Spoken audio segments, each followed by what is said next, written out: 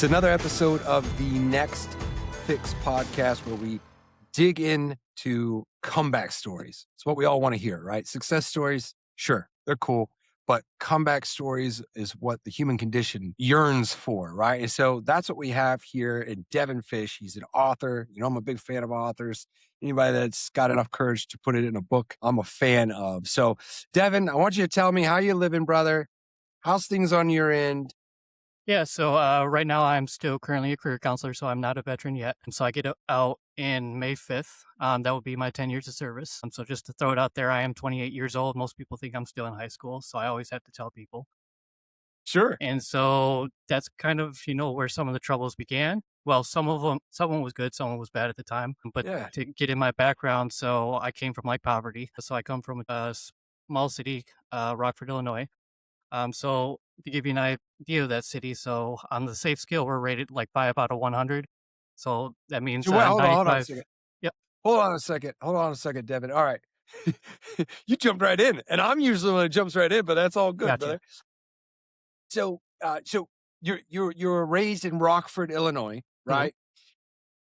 And so what you're explaining here, right, is some meager beginnings or at least some challenges as far as your environment, right? But I don't know what that safe scale is. What the heck is that? What you said, 5 out of Yeah. 100? What So does the that safe mean? scale, so essentially what it means is like 5 out of 100 means like 95% of the United States is safer than Rock. My God. Wait, hold Yes. on a second. Yeah. Hold on a second. Let's try to I gotta wrap my head around this thing. So 5 out of 100 on the safety scale is it's implying, right? It's calculation that the city that you were raised in, 95% of all of the other places to live in the US are a safer place to live. Yep, that is Wow. correct. So, like, the only few Okay. people that beat us are, like, Detroit, so, like, Michigan, and then, like, even Chicago. So even Chicago, which is, like, an hour away from Rockford, it's also, like, a 5 out of 100. So that'll give you kinda like a base to go off of. I did not know that it was I've been to Chicago, but yeah, visiting a place never gives you the full picture. So, okay, so all right. Yeah, you it's not like you chose to live there. This is where you're being raised, right? And so, Yes. and this is kind of where things started developing for you. You know, you wrote a book, man. So like where were the rock bottom moments? Like what was those times where you didn't think it could get any worse? Yeah, so chapter 1, I start describing that. So, like, normally I give the background, I'm like, "Hey, this is what Rockford is. This is why I don't really go back there." Then I start going into poverty.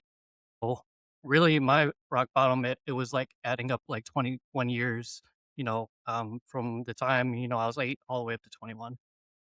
So poverty-wise, like, I moved, like, 16 times before I was at the age of 18. So there's a lot of that. Um, Yeah. Plus, wasn't a great city to start with. Like, I went to 7 different schools during that time period. So I went to, like, 2 elementary schools, I went to 4 middle schools, and then 1 high school. Like, living conditions weren't always great. So, like, there was one time where I didn't have, like, AC. Sometimes we wouldn't have, like, hot water.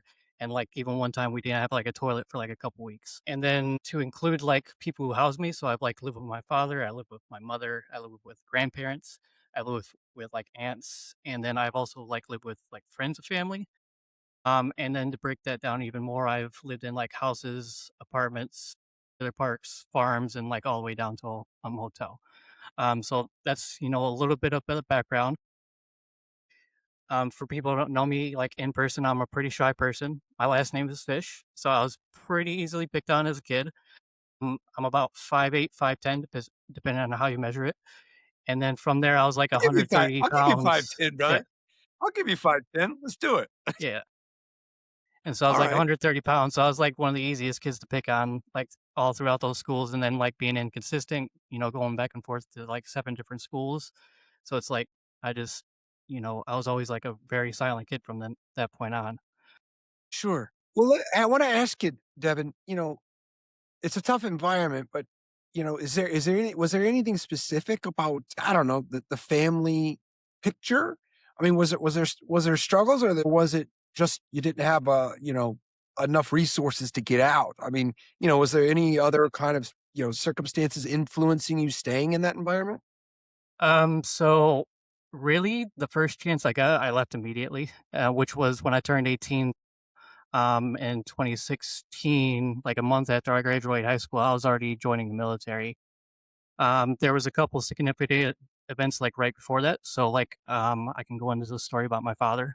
Yeah. So it was pretty much 2016, got off the bus from school. I was getting ready to graduate high school and then I was getting ready to join the army at the same time. So got off that bus, looked off to the side, and our apartment was swarmed by police vehicles. So there's like 10 police vehicles outside the apartment. Now it was a big apartment, like 20, 30 rooms, but I got off that bus, took a pause, and I'm like, I'm not about to have a very good day, am I? Walked up to the police cars. They're like, hey, like, even my apartment number, they're like, you're not allowed to go in there. Like, we don't want you in there. We don't want you to see what just happened. And so I was escorted to my aunt's, which was like a mile or two down the road. So they get the warrant over to my aunt. They're like, hey, father's in the hospital. And then they're also like, hey, he resisted arrest. He got tased and then he got sedated and put in the hospital. Yeah. So we went to that hospital, saw him. So pretty much what we saw was that he was handcuffed to the bedpost, and then like his arms were like covered in scratches and like blood. Because he was sedated, he couldn't really talk. But when we got there, they kind of told us the situation, and they're like, "Hey, he had Fireball and cocaine in his system." So essentially, what happened is like he just went nuts with like all the adrenaline going in his system. Yeah. And then, we couldn't really talk to him. He didn't really want to be around us either because he saw me and he's like trying to turn away. No one wants to see their son in that kind of position. So then I also had to go get my stuff. So we had to go back to that apartment, after the crime scene.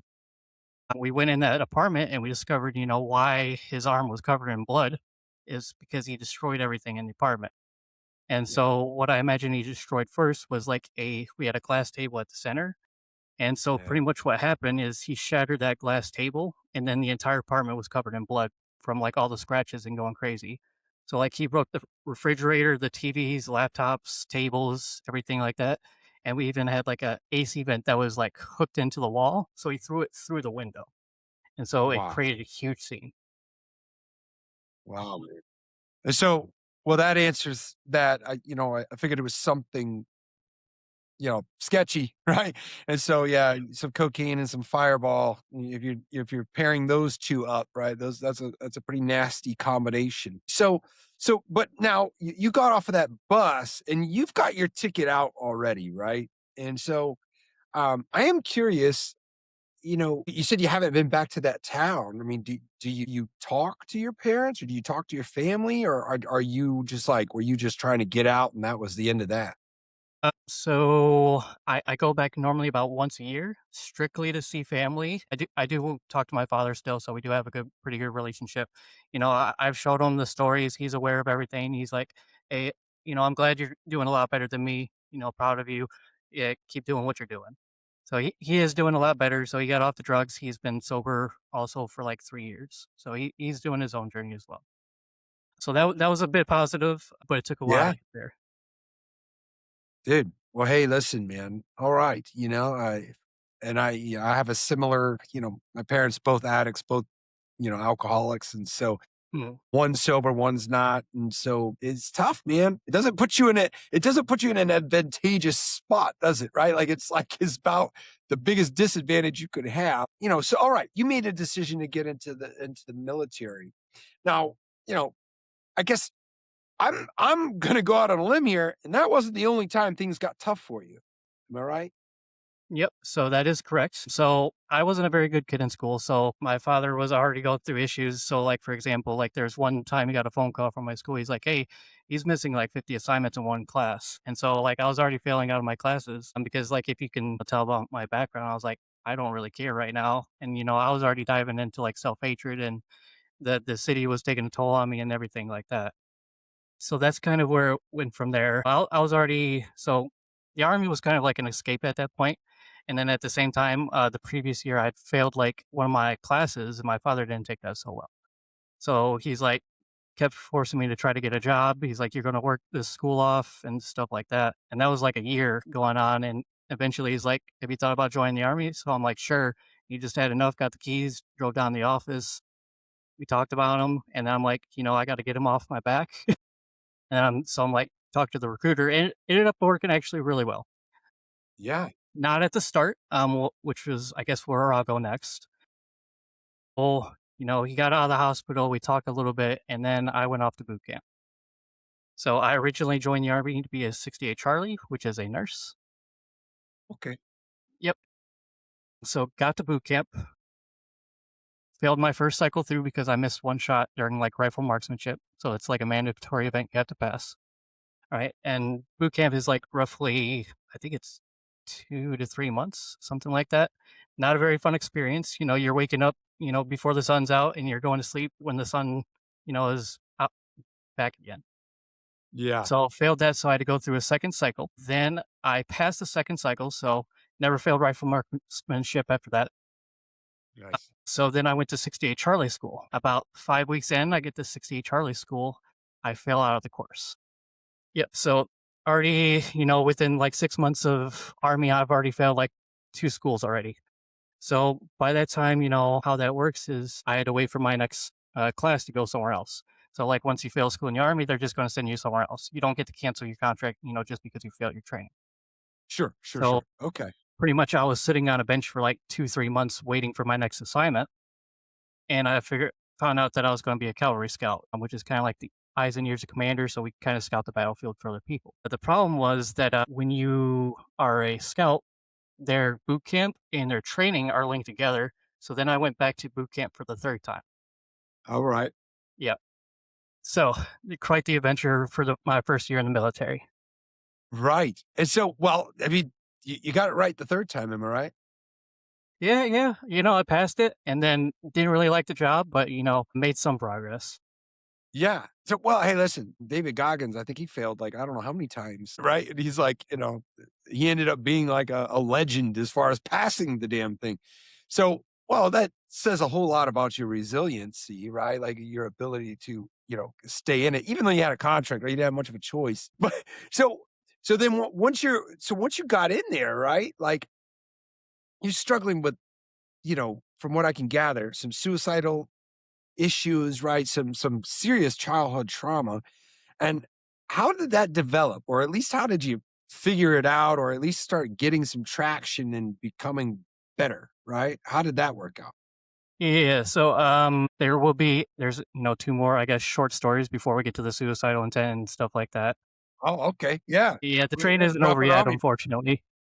So, once I got to my first units, I went to Fort Hood, Texas. I got a phone call from my mother, and it was no big deal. She was just checking in how I was doing, and this was like 2 weeks from my birthday. So, when it comes to my mother's story, so around the same time as my father, so she also had drug and alcohol so she had drug and alcohol issues as well. Sorry about that, stumbling Yeah. on words a little bit. That's all right. And then she was in even worse living conditions he was. So she didn't have like a job, she didn't have a vehicle, so she couldn't go anywhere. And this went on for like 2 or 3 years. And then I noticed, so her addiction was like pain medication, from what I could Mm, tell. So she would like buy it, sell it, trade it. She tried to hide it from me, but I was at that age to where I'm like, I'm not dumb. I can kind of see what you're doing. And then recently I right. find out that there might have been like a heroin addiction in there as well. Right. So pretty They're much, not far off, brother, 'cause yeah. I was in the opioid crisis as well, and most of the people that I hung around, it just makes sense when you can't afford the pharmaceutical grade heroin, which is what it is. Yeah, you just start doing street heroin, right? So, but you're seeing that develop in her, right? And man, that's a nasty trap. So this phone call a couple of weeks before your birthday. Yeah. So a couple weeks before my birthday, it was no big deal. She just wanted to check in on me. And what I didn't realize that was actually going to be the last time I was talking to my mother. So this was in processing. So I wasn't even in my unit yet. So next day, got a phone call from the Red Cross. They're like, "Hey, mother's not looking good. You need to come back." And so this is my first experience with the Army after going to boot camp for like a year straight. And so I get back there. Essentially, what they told me is like she had a bad reaction to like the medication. At this point, she was kind of like off the addiction, and she was like getting her life back on track. So she had a vehicle, she had a job, so she was actually doing really well for herself. So this was actually, all out of the blues, and nothing was expected. So essentially, what happened is the medication had a bad reaction to her brain, and it fried her brain from like the inside out. And so at the same time, I'm also like the eldest son. So when I get there, they're like, "Hey, you're going to be the one that has to make the decision to either keep her on life support or let her go." For religious reasons, I was like, "Hey, I'm going to let her go." But then the nurse walked in at the same time. She's like, "Hey, there's nothing we can do." So like on my way to my first unit, I had to watch my mother die. So, and this is like all consecutive, like the 16 moves, then the father, then the 3 cycles of boot camp, then the mother, and then we finally get to my story. Yeah. After all this, a lot of self hatred was going in there, a lot of depression. And so, where my side of the story starts is like, so I lacked a lot of self love. So, when that happened in, I want to say, yeah, it was 2019. I was about 21 at the time. And then I started like looking in for other people. Problem was, I didn't care about who gave it to me. Uh, and so I went to dating websites. I went to like Tinder, stuff like that. Never found anyone genuine. It was all the people who wanted like my money. They were scammers. They were like catfish. And then, but at that time I didn't care. So I was like, if they're talking to me, they give me attention, I would give them their money. I'm like, and I knew Wow. they were fake. And Right. so what would happen is that like throughout a year, I probably got blackmailed like 7 times throughout that year My in God. various situations. Right, man. Wow. So you're set up for failure as far as a relationship is concerned because you're just like, I'll take anything I can get. And you're knowingly participating in scams because you'd rather have the attention from a scam than nothing. Correct. Yeah. And when you were blackmailed, and I'll just kind of shed some light. I've done an episode on this show where the guy, it was pretty wild. Like the camera, like he was masturbating on the camera, and they just boom, they just said, "We're gonna send this to your family, and if you don't give us X number of dollars." And now he runs an organization against pornography in general. But that blackmail experience is what pushed him into trying to combat this thing because it's nasty out there. And so when you say you were blackmailed 7 times, I mean, was it something similar to that, or what? I mean, were they jacking your personal information, or how did it look? Yeah, so throughout the year, so this is there's an entire section of the books. It's like 10 pages long of like I talk about like all the accounts. I don't like mention any names or anything like that. No names in the book. I actually did put David Goggins in the book just because I'm thinking about it because you mentioned it. So he's in there a couple times, along with some other people. Because I think I was watching another one of your podcasts. You mentioned Jordan Peterson, so he's also in there. So I talk about Yeah. both of them in the book for like some inspiration. But Yeah. essentially how it started was the first one I assume because I can't like confirm most of these accounts. The first one was like a catfish. So they were pretty innocent. They were just, hey, give me money. I'll come see you.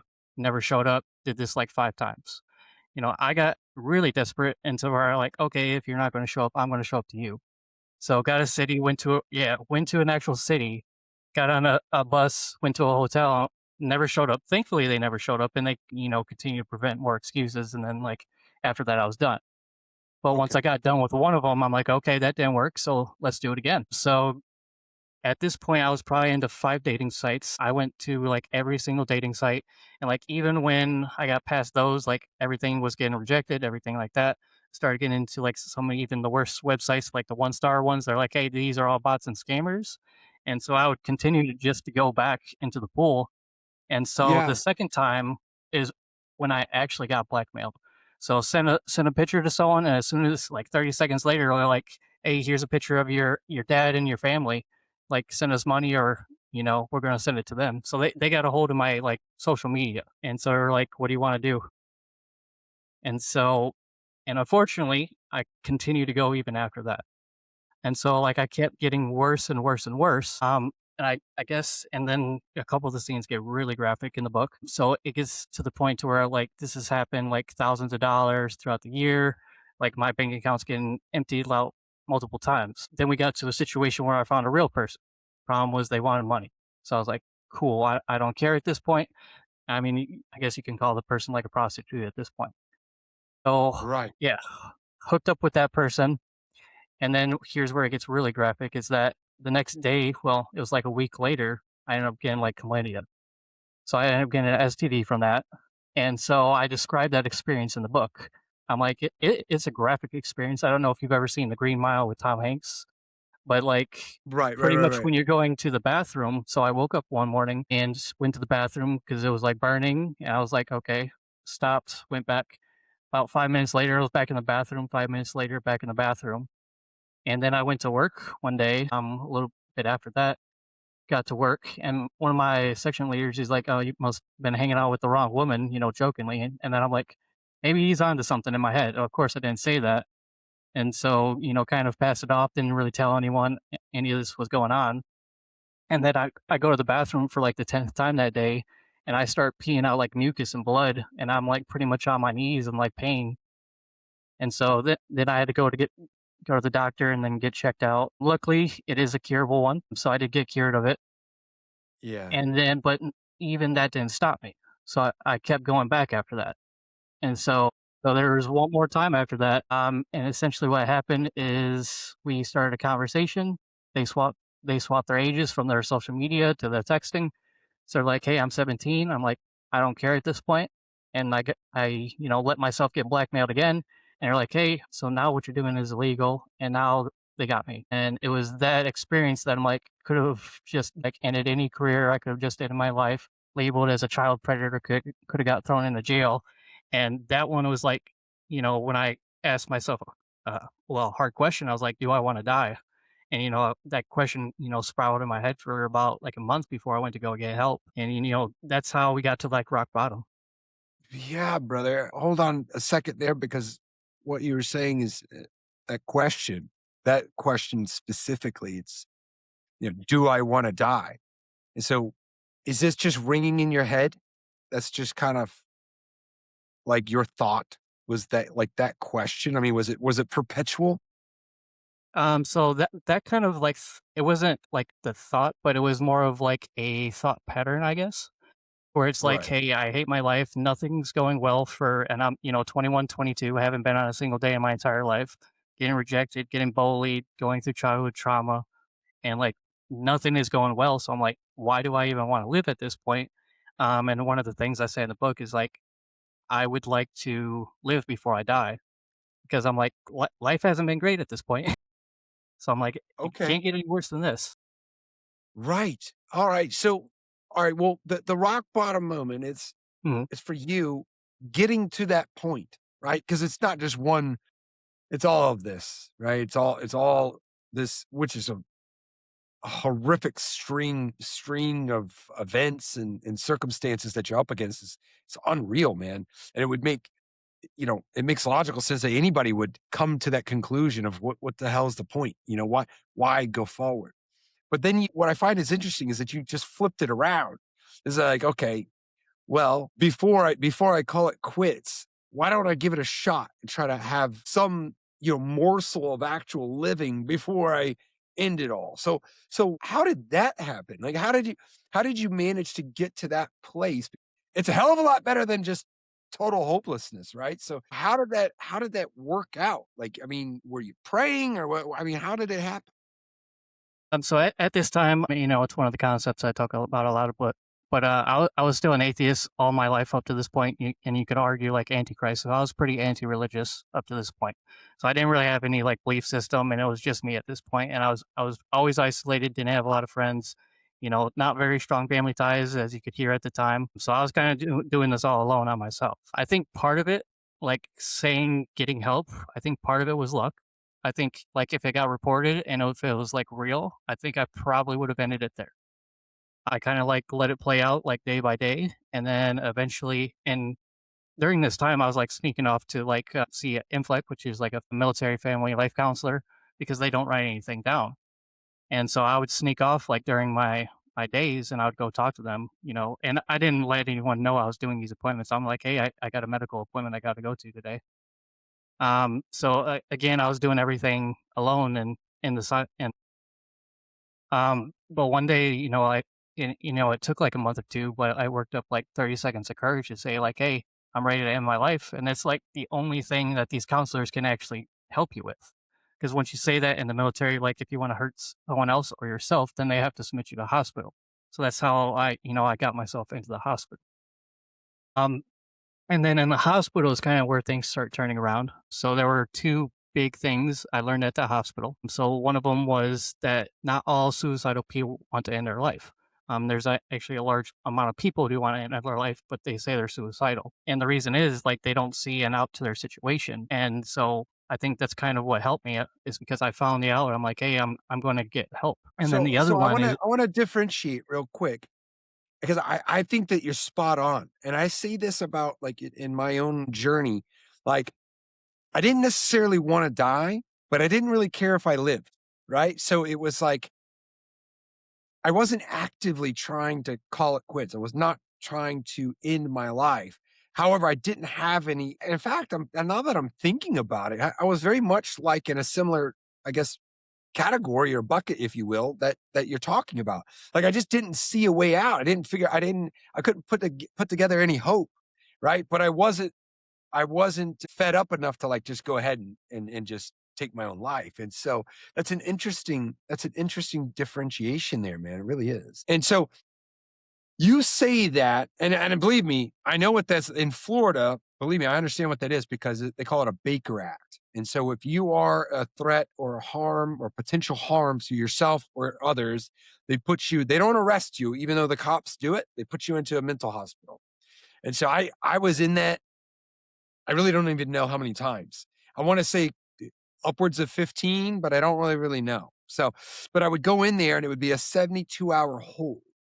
Um, Now, you did you know what would happen once you said that, you wanted to take your own life? Did you have an idea where you would end up?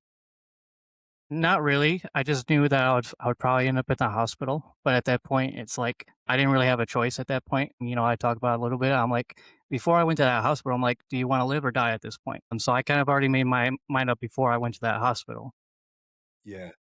because like I was already at the end. So. And then that's kind of like another question I ask in the book is like, why do you want to live? I mean, not many people like take the time to actually answer that question. I think that's a dangerous question because one day you might be in that situation to where you have to ask that question. You don't have an answer. It's going to be really difficult not to say the other one is like, okay, maybe I just want to die then. Wow, that is a wildly heavy question. And this is what you're directing towards the reader, right? You're challenging the reader to figure out why do they wanna live? Like, what is your because you have a good point, man. There's so many people that just go through the motions. There's so many people that just hire they're in a routine. They do it every day. They show up, they go to places, they do the same things. There's not too much of a why. There's not too much of a reason behind any of it. And so they just get caught up in this, circular hamster wheel, if you will, not really ever knowing why they're doing it. And so in your book, you hit rock bottom and you are suicidal, you go to this hospital and you start to learn that maybe you don't really want to die. You just need to figure out how to get unstuck or get out of the circumstances that you're in. How did you do that? I mean, what did the work look like? Yeah. So I guess the hospital, it didn't really, help me that much, or like some of the counseling that you have to do afterwards, it didn't help me too much. It was like another little pamphlet that I found in the hospital that really changed my mind, which was it said that you could have like a healthy brain, for instance, like, and then, but if you say to yourself that you're depressed, your brain will then make you depressed. And so I took that concept, I reversed it. I'm like, okay, so I know I hate myself. I'm very confident in this. So I'm like, what if I said I was happy? What if I convinced myself I would be happy? And, I kind of pursued that for 3 years until like, Wow. I changed my life around. And then where the title of the book comes from is like after I got out of the hospital, I got like a journal and I started writing, answering the hard questions in my life. At the time, I didn't know it was going to turn into a book, like 6 years later. But then, when I recreated the experience recently, that's, kind of where the title comes from. Yeah, answering the hard questions. So you were wholeheartedly, you were just doing the work on yourself. Now, how would you describe that work? Because I've seen different variations, but I want Devin's interpretation of that work. Like, what did you call that exercise? So it wasn't really an exercise because it was like I'm just trying to survive at this point, and I'm just trying to change my mind. And I went to some of the counselors, it didn't really work. So I kind of went back to my thing to where I'm like, okay, I'm just going to figure this out by myself. And Yeah. so like 2 or 3 appointments in, Well, I got notified that I was going to go on a rotation to Germany pretty soon. And so they're like, hey, we're going to cancel your counseling. They gave me some like antidepressants and stuff like that. So I took them occasionally, but I was like, this isn't really helping. It's just making me tired. And so I actually have the bottle in the next room with me. So it still says 2019. So I still have the entire bottle. And I'm like, I just quit cold turkey on the deployment. And so, but the one thing that kept me going was that one of the questions I asked myself was, and then I guess I should say what an easy question or hard question is. Like an easy question, like you already know the answer, and a hard question requires you to come up with like a better answer that you didn't have before. So requires typically will lead to more questions. Typically, it'll make you uncomfortable, and that's where the whole self ability, like self awareness, like you have to be very self aware to like understand some of these concepts. And so the easy question was like, am I happy? Which was a straight no question you can answer in like 5 seconds. Hard question is, well, what would make me happy again? Or like, who would I have to become to make me happy? And so, like, I think I still had like 4 years left on my contract because when I joined the army, I initially signed a 6 year contract. So I knew I had to like implement the army into my contract. So I'm like, all right, maybe I should change my job because as a scout, I didn't really talk about it too much because it's a different chapter of the book. But I was never supposed to be a scout. I found this out recently. So I have glasses on right now. I don't have depth perception. And I gotta tell everyone the distance. I got to be good at shooting and then I didn't know this at the time, I just found this out like 2 years ago. And then the other part was like, it was like, you have to have like a combat mindset, and that's never been my personality. So I joined to be a nurse to help people, and now I gotta be the guy almost kinda like infantry in a way. And Right. so none of that was adding up. So, like, the career wasn't adding up, family wasn't adding up, dating life wasn't adding up. So I'm like, all right, let me at least change the career. So I kind of made a goal. So I went to a person, well, they're called a career counselor. So it's where they help you look into different jobs, PCSing, and they also do reenlistments. So those are the people that keep people in the army. So I'm like, Right. cool, that sounds like a job where I can help people. And so they told Now me a couple of the now requirements. you were okay with being in the military. It was just that the job in the military was the bad piece to all of this. I would say I hated the army for a very long time because of my basic training cycle, because of failing out, because of, being put in a job I didn't want to be in. So I had a lot of hatred for the army at first. And then, kind of when I got out of that hospital, I was really hoping that they would discharge me when I said I'm suicidal. It didn't happen. They wanted to keep me in because I was a good soldier. Huh. Yeah, so that's why I had asked you, like, where did you think you were going to end up? And you just answered it. Is that you thought that they were gonna get you right out of there. And maybe if they had, you would have came through on that, you know, that question. And maybe who knows? Maybe that's what was maybe God just moved that chess piece there for you. But Oh, yeah, so yeah, that is. Oh, yeah, that's good. Go ahead. no, no, no. Have at it, I brother. was gonna say, so that was another part of the book where I actually do acknowledge that. I'm like, I'm glad I stayed in because that was another 5 years added. And so what essentially happened is like I looked at what a career counselor was. I'm like, cool, I got to talk to soldiers, and then which I didn't like talking to people at this point. I was very self isolated, and so I also had to be optimistic because I'm trying to sell the army. So I also had to get rid of my self hatred for the army and so I pretty much had to create like a new character at that point. And I kind of like used that goal because I was like, looked at the requirements. I had to be like a sergeant promotable at the time, which was I was going to get by the end of the deployment. And then I also had to go to like some darts training, and that was about it. So I'm like, cool, I can go on this deployment. And by the end of the deployment, I can kind of like get my life back and go in like a different direction. And so that's kind of how I used to become more optimistic. So I would go talk to soldiers on my spare time and then like focus on other things. And so that's kind of like where it started.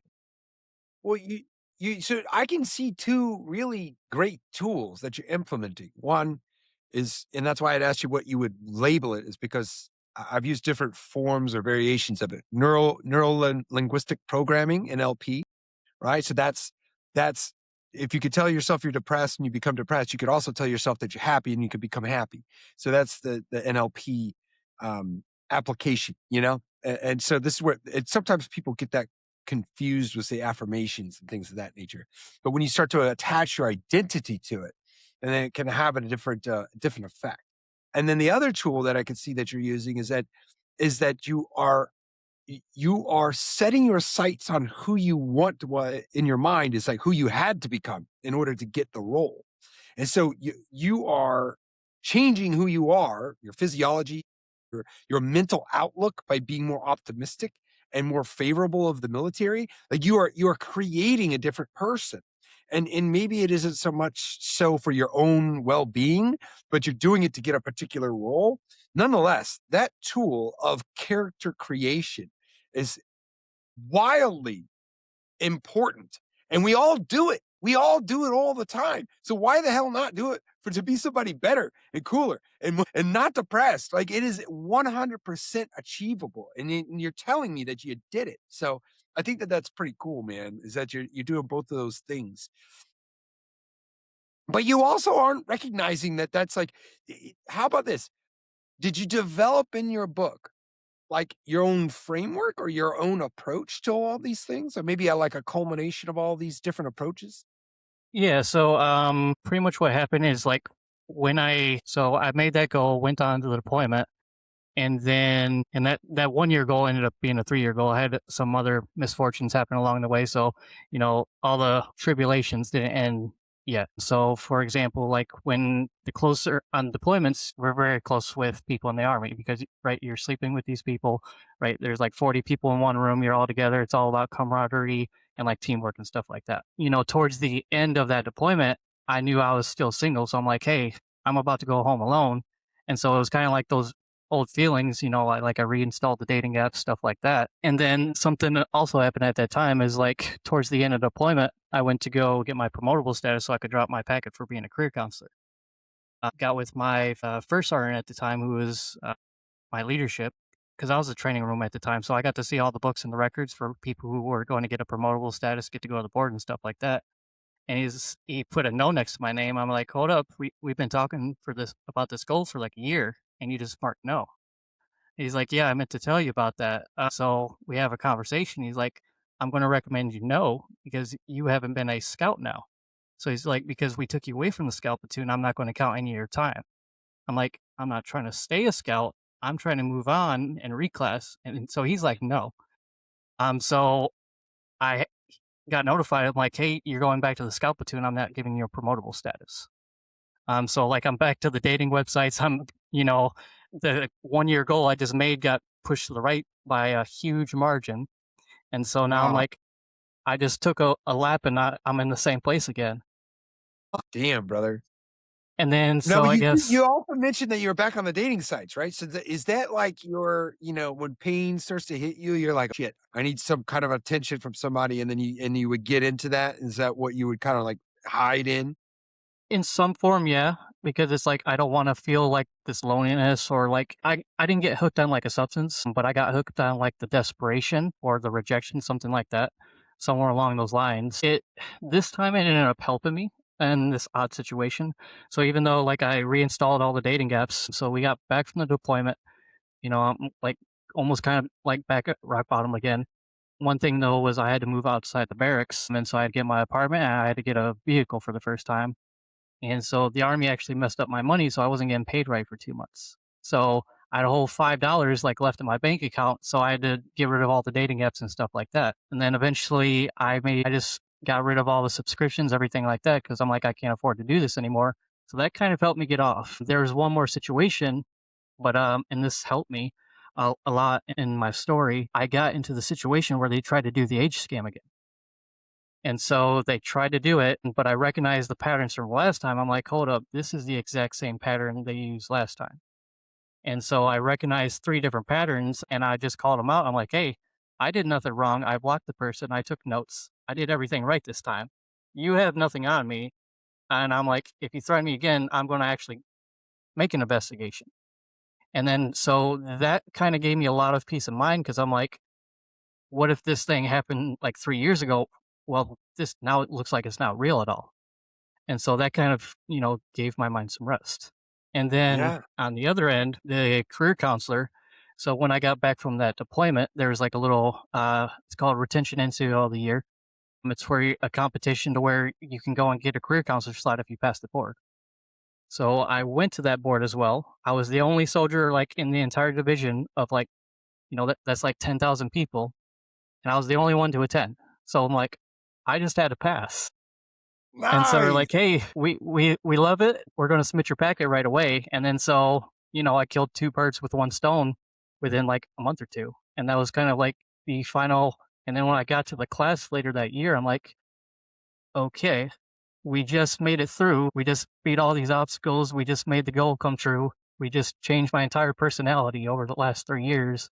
And I'm like, so this was 2022, and I'm like, okay, so I have a story to tell now. I didn't write the story until like 2025, but I'm like, maybe I'm onto something. Okay, yeah, and so yeah, and that even that journaling, right? The questions that you're asking yourself and fleshing it out, and all of that. And believe me, I agree with you, man. You 100% have a story to tell. I'm glad you did it. I'm glad you put it into a book, and it includes those questions that you start asking yourself. Hence the name of the book. And so awesome. It's awesome. And so what? That's why we're speaking is because we want eyeballs on your book. However, I don't know. Do you have it? Is it on deck for being launched? I mean, where are we at with this thing? So it launches March 31st. And so I already have some of the copies of the book. It's been out, sent to some readers and like reviewers. We also did like a giveaway like on Goodreads. Yeah. And then we're also doing like a discount sale for like Kindle. So it's like 99 cents right now on Kindle. And then it's also in paperback. It'll also be in like Well, hardcover. you got one? Hold this thing up. What the hell? What's going on? So I actually got it There right you go. here. Hold it back a little bit more. Oh, wait, now that's right there. There it is. Awesome, man. Yep. Awesome. I'm a Yep. huge fan of authors. That's pretty well done, brother. Awesome. Yeah. Now, They did a great job. yeah. Yeah. And how was the process of writing it? How do you feel about that?